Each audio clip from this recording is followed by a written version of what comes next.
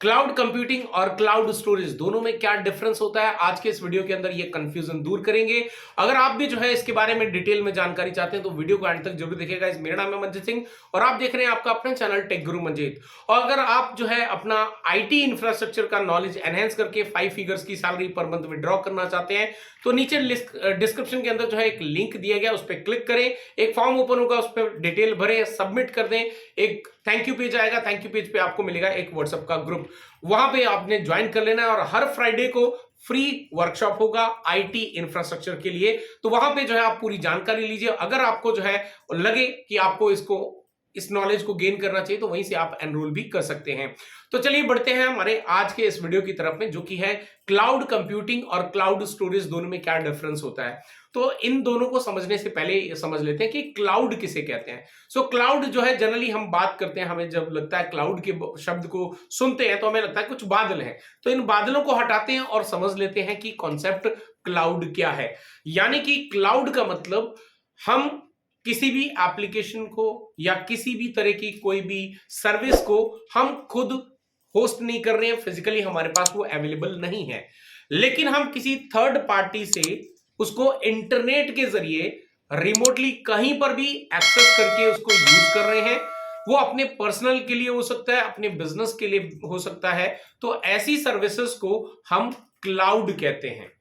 अब यहां पे बात कर लेते हैं क्लाउड कंप्यूटिंग किसको कहते हैं। सो क्लाउड कंप्यूटिंग की बात करें, यानी कि जब एक आप आईटी इंफ्रास्ट्रक्चर जो है वो किसी थर्ड पार्टी से लेते हैं और उसको रिमोटली अपने प्राइवेट नेटवर्क या फिर जो आपके एम्प्लॉयज हैं अक्रॉस द वर्ल्ड कहीं से भी उसको एक्सेस करके यूज कर सकते हैं, तो ऐसे इंफ्रास्ट्रक्चर को हम यहां पे क्लाउड कंप्यूटिंग कहते हैं। यानी कि एक एग्जांपल लेके समझते हैं इसको। तो से फॉर एग्जांपल एक कंपनी है, लेट्स से एबीसी, और ऐसे में हम चाहते हैं कि उनके पास में बहुत बड़ी एप्लीकेशन है जिसपे वो सर्वर पे रन कर सकते हैं और अपने प्राइवेट जितने भी कंप्यूटर्स हैं, यूजर्स हैं, उनको वो एक्सेस देना चाहते हैं।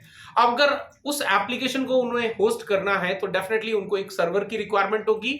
तो सर्वर काफी कॉस्टली आते हैं और डेफिनेटली सर्वर सिर्फ कॉस्टली नहीं आते, उसके साथ में उसका कूलिंग, उसका इलेक्ट्रिसिटी 24/7, इंटरनेट एक्सेसिबिलिटी, बहुत सारी चीजों का ध्यान रखना पड़ता है, इंक्लूडिंग दी आईटी पर्सन भी उसको मेंटेन करने के लिए रखा जाता है। तो बेसिकली ये सारी कॉस्ट को जो है यहां पे बचाकर वो क्या करते हैं, किसी थर्ड पार्टी के पास में यहां पर एक सर्वर ले लेते हैं जो भी उनको स्पेसिफिकेशंस की रिक्वायरमेंट है, और जितना वो यूज करते हैं उतना ही वो पे करते हैं। तो यहां पर एज अ आईटी इंफ्रास्ट्रक्चर जो सर्विसेज इस्तेमाल की जा रही हैं, जो आपकी कंप्यूट पावर आपको दे रही हैं, तो ऐसी सर्विसेज को हम क्लाउड कंप्यूटिंग कहते हैं, राइट। और ऐसे बहुत सारे सर्विस प्रोवाइडर हैं, लाइक AWS है, एजोर है, गूगल है, IBM है एंड मेनी मोर।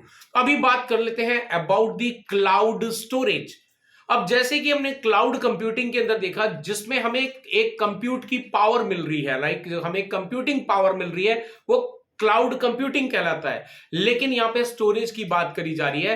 स्टोरेज यानी कि जहां पर आप किसी भी तरह का आपका डेटा स्टोर कर सकते हैं और जब आपको जरूरत पड़े आप रिमोटली कहीं से भी उसको जो है एक्सेस कर सकते हैं with the help of internet.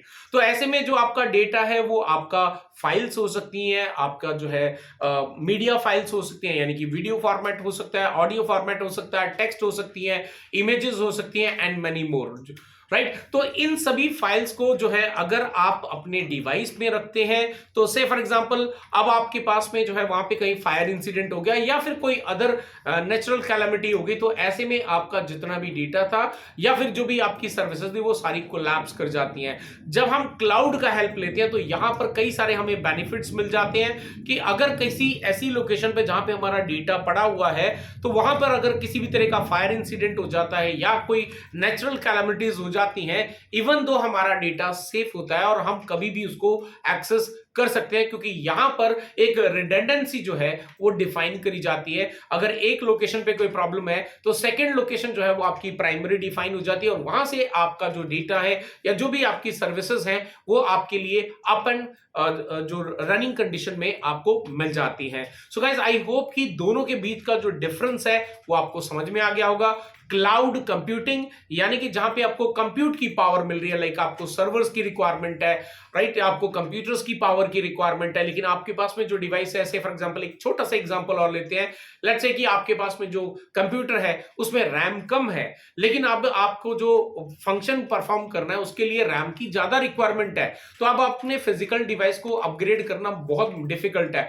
लेकिन यही चीज आप अगर क्लाउड पे करते हैं तो आप कुछ ही क्लिक्स के साथ में जो है आप उस पर्टिकुलर सिस्टम को एक बहुत ही हाई कॉन्फ़िगरेशन के साथ में एक्सेस कर सकते हैं, क्योंकि वो जितना भी कंप्यूट पावर है वो आपके थर्ड पार्टी के पास में मैनेज किया गया है। आपके पास में फिजिकली कैसा भी डिवाइस है तो उसके ऊपर में आप इजीली उसको एक्सेस कर सकते हैं। बस इसके लिए चाहिए आपको एक इंटरनेट की connectivity. So I hope guys कि आपको जो है क्लाउड कंप्यूटिंग और क्लाउड स्टोरेज के बारे में बहुत सारा जो एक कंफ्यूजन था वो दूर हुआ होगा।